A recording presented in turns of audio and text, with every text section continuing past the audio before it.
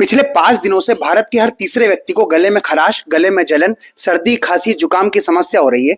तो मैं आज आपको एक ऐसा तरीका बताता हूं जिस तरीके का इस्तेमाल भूटान के लोग करते हैं और जिस तरीके का इस्तेमाल करके आप मात्र 1 दिन में ठीक हो जाओगे। देखो, उसके लिए आपको 4 बड़ी लौंग लेना है और 2 बड़ी इलायची लेना है और उसको इस तरह से गैस में जला लेना है।